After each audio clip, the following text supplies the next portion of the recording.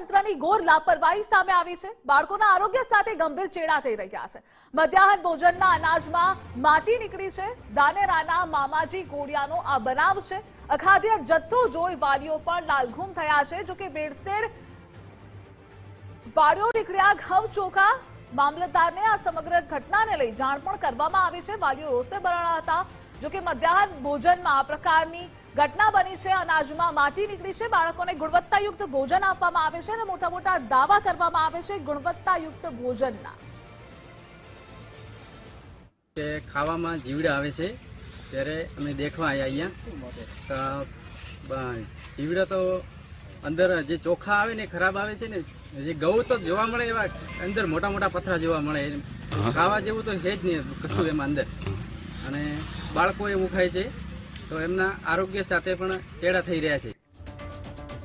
આટલી લાપરવાહીને જોતા સવાલો પણ થઈ રહ્યા છે। મધ્યાહન ભોજનમાં માટી નાખવાનું આખરે આ ષડયંત્ર છે કોણ?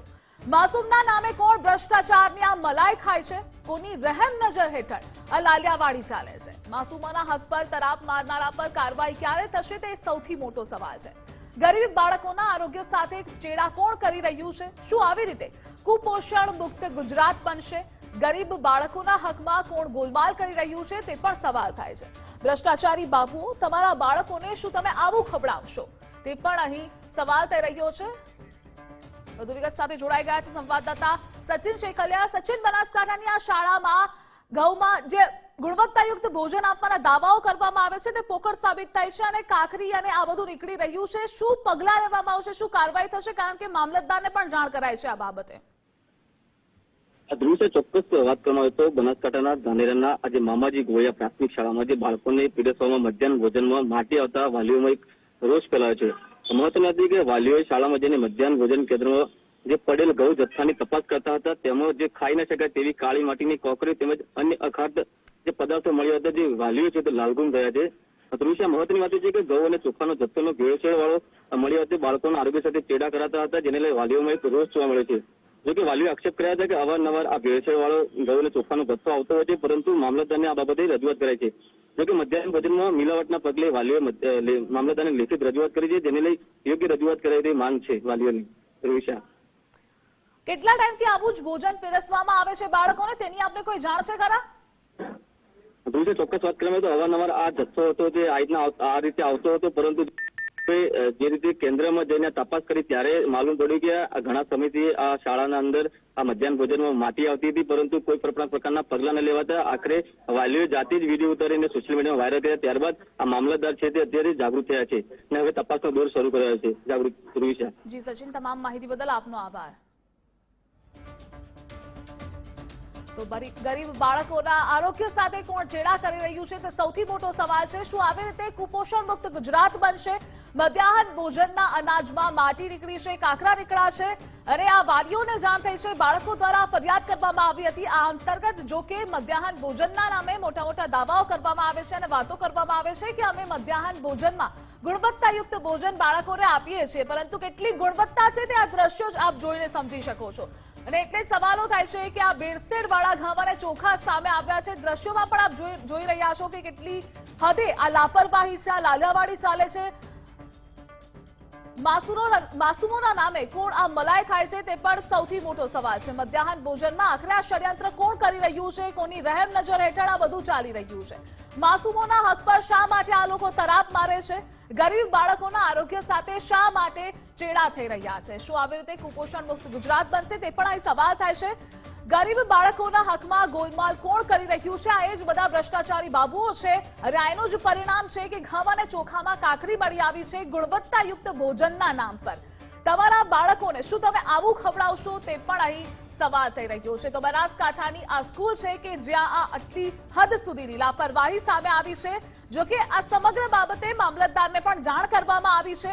ભેળસેળ વાળા ઘઉં અને ચોખા મળી આવ્યા છે, અખાદ્ય જથ્થો છે અને આ જ અખાદ્ય જથ્થાને લઈ બાળકો દ્વારા ફરિયાદ કરવામાં આવી હતી। ત્યારબાદ વાલીઓને જાણ થઈ છે અને વાલીએ મામલતદારને જાણ કરી છે। ધાનેરાની મામાજી ગોળિયા શાળા છે કે જેમાં આ ઘટના બની છે।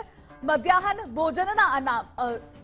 ભોજનના અનાજમાં માટી નીકળી છે, ખાખરા નીકળ્યા છે અને બાળકોના આરોગ્ય સાથે આ ગંભીર ચેડા થઈ રહ્યા છે। જો કે બનાસકાંઠામાં તંત્રની પણ આ ઘોર લાપરવાહી કહી શકાય।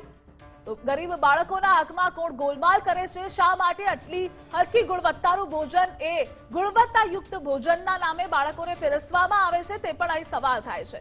જોકે મામલતદાર હવે આ મામલે શું પગલાં લે છે તે પણ જોવું રહ્યું। જોકે મામલતદારને જાણ પણ કરવામાં આવી છે આ બનાવને લઈ, આ લાપરવાહી જે સામે આવી છે। અને આ ધાનેરાના મામાજી ગોળિયાનો બનાવ છે। અખાદ્ય જથ્થો મળી આવ્યો હતો કે જેમાં ઘઉં અને ચોખામાં કાકરી જ દેખાઈ રહી છે, ઘઉં અને ચોખા કરતા।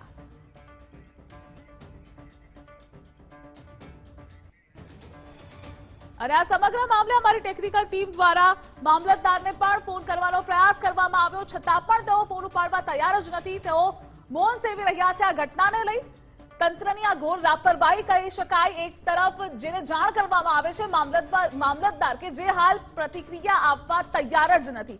અમારી ટીમ દ્વારા તેમને અનેક વખત કોલ કરવાનો પ્રયાસ પણ કરવામાં આવ્યો, પરંતુ આ ગંભીર બેદરકારીની ઘટના સામે આવી છે કે જ્યાં અનાજમાં માટી નીકળે છે, ગુણવત્તાયુક્ત ભોજન બાળકોને પીરસવામાં નથી આવતું, બાળકોના આરોગ્ય સાથે ચેડા થઈ રહ્યા છે, અને એ જ ઘટનામાં મામલતદાર હાલ પ્રતિક્રિયા આપવા તૈયાર નથી। ધાનેરાના મામાજી ગોળિયાનો આ બનાવ છે। અખાદ્ય જથ્થો જોઈ વાલીઓ પણ લાલઘૂમ થયા હતા, રોષે ભરાયા છે। વાલીઓ રજૂઆત કરે છે મામલતદારને, અને એ જ મામલતદાર હાલ કોલ ઉપાડવા તૈયાર નથી, કોઈ પ્રતિક્રિયા આપવા તૈયાર નથી। ભેળસેળવાળા ઘઉં અને ચોખા મળી આવ્યા છે, કોની મિલીભગત છે તે પણ અહીં સવાલો થઈ રહ્યા છે મિલીભગતને લઈ। તો મધ્યાહન ભોજનમાં માટી નાખવાનું આખરે આ ષડયંત્ર કોનું છે? માસૂમોના નામે કોણ ભ્રષ્ટાચારની આ મલાઈ ખાય છે? કોને મલાઈ ખાવામાં રસ છે? કોની રહેમ નજર હેઠળ આ લાલિયાવાડી ચાલે છે તે પણ અહીં સવાલ થઈ રહ્યો છે। માસૂમોના હક પર આખરે ક્યાં સુધી આવી જ રીતે આ લોકો તરાપ મારતા રહેશે? ક્યારે કાર્યવાહી થશે? શા માટે પગલાં લેવામાં નથી આવતા? શા માટે મામલતદાર જવાબ આપવા તૈયાર નથી? ગરીબ બાળકોના આરોગ્ય સાથે ચેડા કોણ કરી રહ્યું છે તે પણ સવાલ થાય છે। શું આવી રીતે કુપોષણ મુક્ત ગુજરાત બનશે? કુપોષણ મુક્ત ગુજરાત બનાવવા માટે અનેક પ્રયાસો હાથ ધરવામાં આવ્યા છે, અનેક કેમ્પો કરવામાં આવી રહ્યા છે, અનેક અભિયાન ચલાવવામાં આવી રહ્યા છે, પરંતુ જે દ્રશ્યો સામે આવ્યા છે તેને જોતા કહી શકાય કે કુપોષણ મુક્ત ગુજરાત આવી રીતે ન બની શકે। ગરીબ બાળકોના હકમાં આખરે કોણ ગોલમાલ કરી રહ્યું છે? ભ્રષ્ટાચારી બાબુઓ કે જેનું આ પરિણામ સામે આવ્યું છે।